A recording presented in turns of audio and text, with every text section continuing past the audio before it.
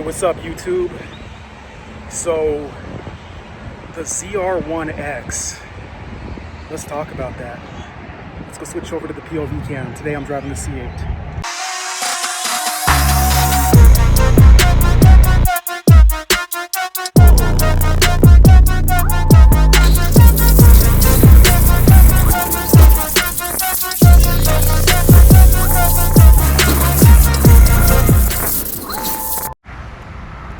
Yeah, here we are, we're back. Proper key, let's get it started.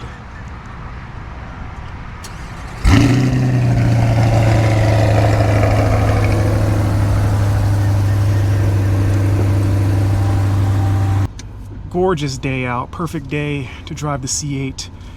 I've been doing a lot of videos on the Type R, so I figured it's time, especially with the news of the ZR1X.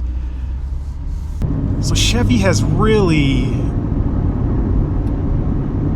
I don't know what they're on, but they're knocking the ball out of the park with their performance cars, at least with the Corvette brand name. In my personal opinion, the Corvette has always been an iterative growth in performance, and the new chassis, the C8, was a realization that you can only go so far with the front engine rear-wheel drive car. The creator of the brand had always wanted this to be a mid-engine car, from what I understand, and it took years and years to finally achieve that with the C8.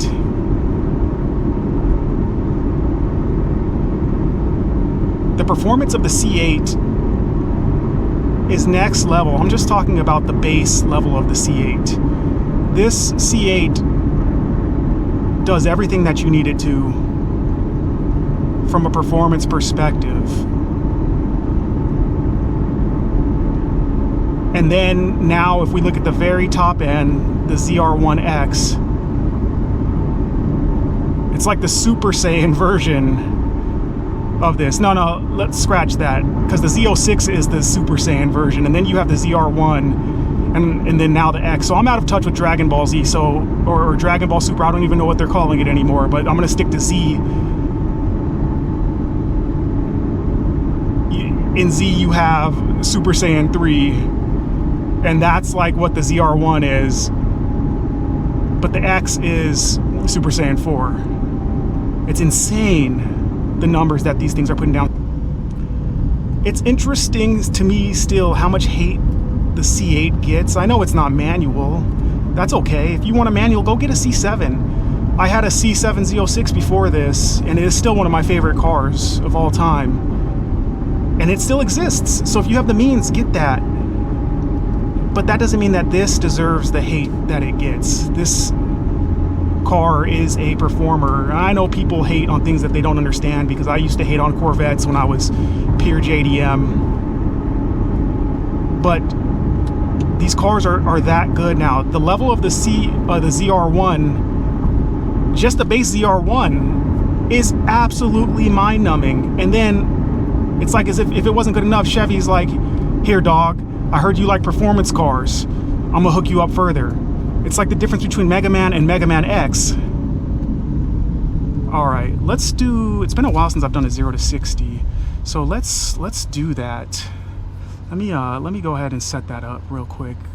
The tires are kind of cold, but and the tread is low, but let's see what's up.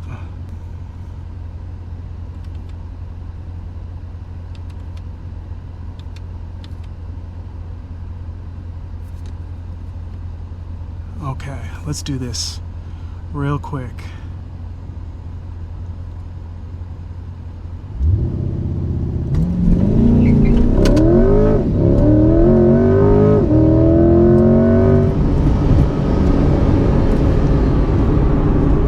Yeah. That's nuts.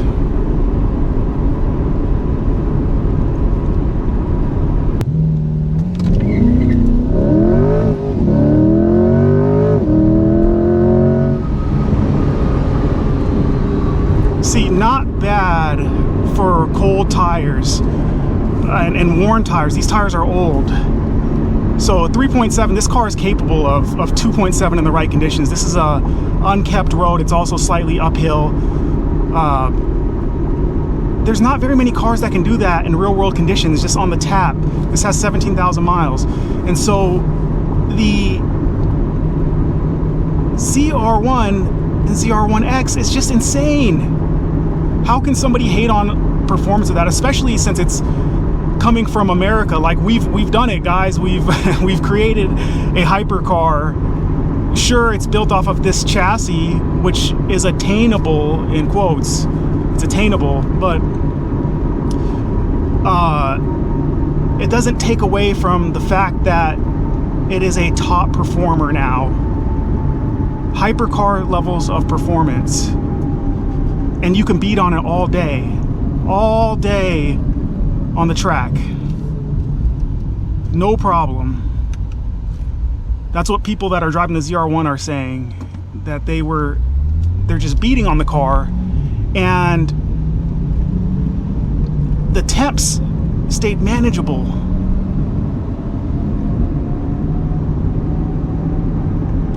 Anybody that does aftermarket tuning for a track, if they create a car that has 1,000 horsepower, it's hard enough to get those things to do a few laps around the track, let alone get beat on all day. And then to increase that to 1,250 horsepower and have it be a daily drivable car, it's insane.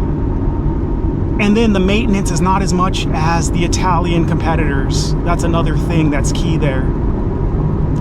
So I'm definitely a fan. I would love to get my hands on one, but it's not my, I obviously I don't have the means. Those things are going to be insanely expensive. The ZR1 itself is incredibly marked up. To be honest, I would be happy with the Z06. I love the all motor nature of it, plus the high revs and the sounds. It's going to rev a little bit higher than both of those, and it's lighter. It's going to be more of a just a raw track car, and I love that. So if it's in the cards for me, not in the cards, that's not the right thing to say. If I have the means, I would get a Z06, but I wouldn't turn down a ZR1. I still need to, for this car, I still want to get the high wing. I want to do a high wing, and I want to do the exhaust and wheels. Those are the three things. I'm going to call that the stage one for this. I've been so focused on the Type R that I haven't, I mean, I've had this for a few years already, and I haven't really touched it. It's been good stock. It's been a very good, before the Type R, and even when I had the S2000, this was a good daily driver. Let me take it off of track mode. The dampening is a little too stiff. Okay.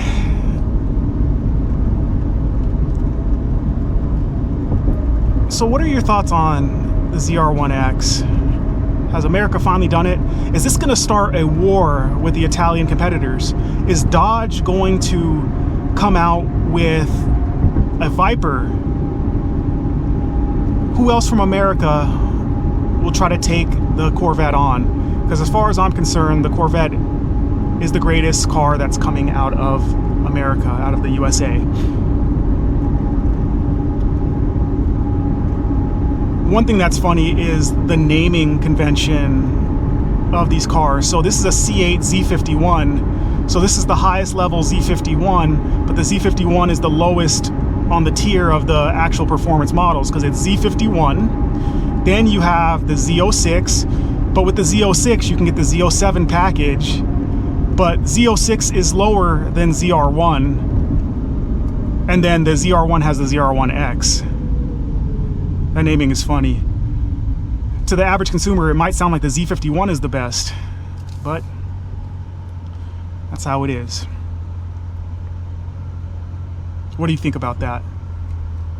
Now it's time for the prayer corner. So on my short that I posted. I did a quick short when I was driving my Tundra a few years ago, and I posted that recently, and I said that even atheist scholars know that Jesus Christ is real, and there's extra biblical sources for the claims that Christ is real outside of just the Bible. And I got a comment. I got a few comments, really all comments of people that are. Some will confirm maybe he is real or maybe he isn't real, but one commenter in particular, I can tell that they're wrestling with the idea. They're trying to figure out what the truth is. They don't want to latch on to anything, and they're not just going to accept anything at face value, which they shouldn't. You shouldn't trust any man, because man will fail you. That's the point. Men fail. But this individual,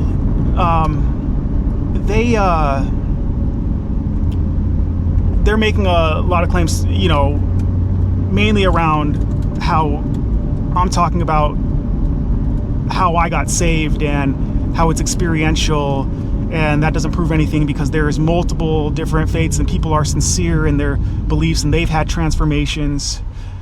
And yes, all that's true. And the reality is that everything is spiritual. Everything in this world is spiritual.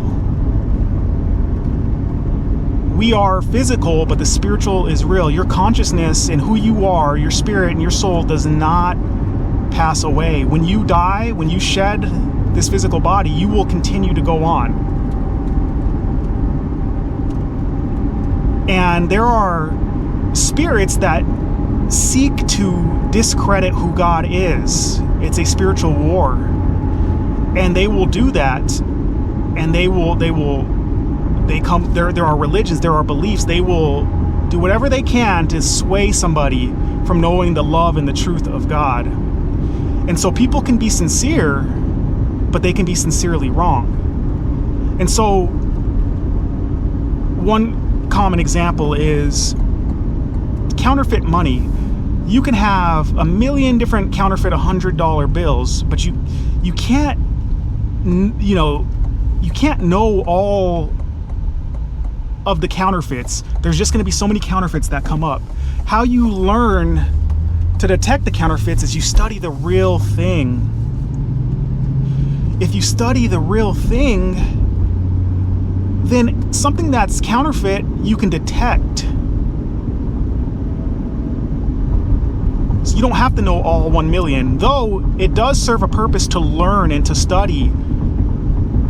That was my personal journey. Is I didn't just land at Jesus Christ being the way, the truth, and the life. I went on a spiritual journey, and that's what I'm conveying to this individual. And most importantly, men want God, or men want to know about God through other men. They want men to prove God's existence. And the point I made to this individual was that only God can prove God. So you need to seek God. God will use men and things to show himself to you, but you have to go to the source. You have to go to the Creator if you want to know him, because that's what he desires, is a relationship with you. God desires for us to individually, out of the free will of our own hearts, to know who he is. And so you have to call out to him and ask him in sincerity, in all truth, and he will reveal himself to you. Whether or not you accept it, that is up to you. It is a choice. And so my prayer for this individual is, don't give up seeking the truth. I can tell you that Jesus is the truth. Every faith, every belief system ascribes something to Jesus Christ. He's talked about, but Jesus himself, go to him, and what does he say about himself? He says he is the way, he is the truth, he is the life. No one comes to the Father except by him. He doesn't give credit to anybody else, and he is God, and he rose again from the dead to prove it. Nobody else rose again from the dead. Only Jesus Christ. And he did that because we do evil. He did that because we sin. He made a way for us to him, to God, by believing in faith that he paid the debt that we couldn't pay, because God has to judge. If God did not judge, he wouldn't be good. So he has to judge all the evil that we've done. Everybody has lied. That lie has separated you. How many times have you lied? We've all lied. We've all fallen short. And that's just a lie. We've done so much more.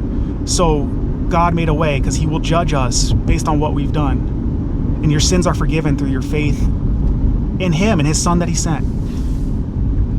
So I pray that that individual learns that, because we will all stand before God and we won't be blameless unless you put on the righteousness of Jesus Christ. It's not by what you do. You can't be a good person. You can't work your way into heaven. You just have to believe God and who he says he is. Every time I talk about God, I lose subscribers. And that's okay. There was a guy, one of my most viewed videos, over 120K views. He made a racial comment, and it's the most liked comment. And I basically said, like, racism is cool, like all of a sudden. And he's like, relax. Views are, you're getting a lot of views. Enjoy it. Let me be clear. It's not about